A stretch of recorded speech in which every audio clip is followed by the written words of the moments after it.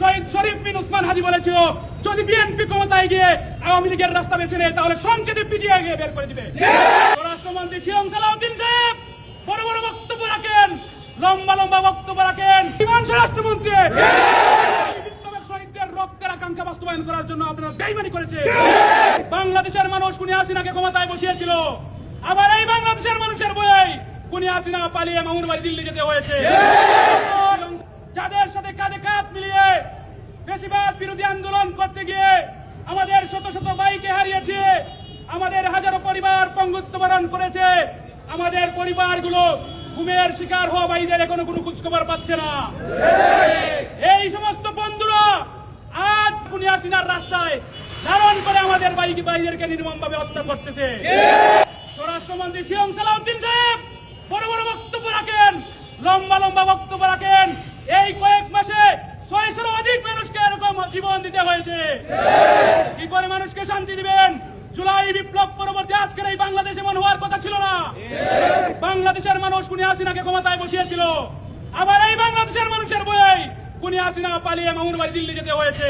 মাননীয় প্রধানমন্ত্রী সাহেবের দৃষ্টি আকর্ষণ আমরা করতে চাই, আপনি বাংলাদেশের আপসহীন নেত্রী বেগম খালেদা জিয়ার সন্তান, আপনি ফ্যাসিবাদের নির্যাতনের বয়ে দীর্ঘ 17 বছর দেশে আসতে পারেন নাই। আজকে আপনি এবং আপনার কর্তৃব্যক্তিরা ফ্যাসিবাদের রাস্তা বেছে নিয়েছে। মনে রাখতে হবে, আপনাকে ভুলে গেলে চলবে না যে ফ্যাসিবাদ আপনার মাকে তার বাসা থেকে আপসহীন থাকার কারণে এক কাপড়ে বের করে দিয়েছিল। আপনি যা শিরং সালাউদ্দিনদের প্ররোচনায় দেশ চালাচ্ছেন, অপরাধীদেরকে ছাড় দিয়ে যাচ্ছেন, সময়ের ব্যবধানে আপনারা এমন পরিণতি হতে পারে মাননীয় প্রধানমন্ত্রী। এই হত্যাকাণ্ড শহীদ সাইফুল্লাহ সহ 5 আগস্টের পর থেকে আপনারা ক্ষমতায় আসার পর পর্যন্ত বিচার বহির্ভূত হত্যাকাণ্ড হয়েছে। অপরাধীদেরকে আপনারা বিচার করতেছেন না, বরঞ্চ তাদেরকে পুনর্বাসন করতেছেন। তীব্র নিন্দা প্রতিবাদ জানাই। মাননীয় প্রধানমন্ত্রী, আপনি খুনি হাসিনার রাস্তা বেছে নিবেন না। আমরা এটাই প্রত্যাশা করি। আপনি মজলুম ছিলেন, জালেমের বয়ে দেশে আসতে পারেন নাই। আজকে যদি এই রাস্তা বেছে নেন, শহীদ শরীফ বিন উসমান হাদি বলেছিল, যদি বিএনপি ক্ষমতায় গিয়ে আওয়ামী লীগের রাস্তা বেছে নেয় তাহলে সংসদে পিটিয়ে গিয়ে বের করে দিবে। দেশের মানুষ জুলাই বিপ্লবীরা দেশ ছাড়ে নাই।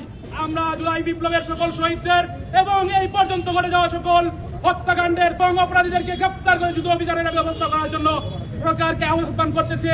জুলাই বিপ্লব দ্বিতীয় বর্ষপূর্তি আজকে আমাদের সামনে উপস্থিত। আমরা ধিক্কার জানাই মাননীয় স্বরাষ্ট্রমন্ত্রী, আপনি বলেন যে আমাদের তাগাদা ছিল জুলাই সনদে স্বাক্ষর করেছে যদি নির্বাচন না দেয়। বেঈমান স্বরাষ্ট্রমন্ত্রী, বিপ্লবের শহীদদের রক্তের আকাঙ্ক্ষা বাস্তবায়ন করার জন্য আপনারা বেঈমানি করেছে। আপনারা সংসদে গিয়ে সংবিধান সংস্কারের শপথ নেন না। সময়ের ব্যবধানে জুলাই বিপ্লবীরা আবার আপনাদের বিরুদ্ধে জেগে উঠতে পারে।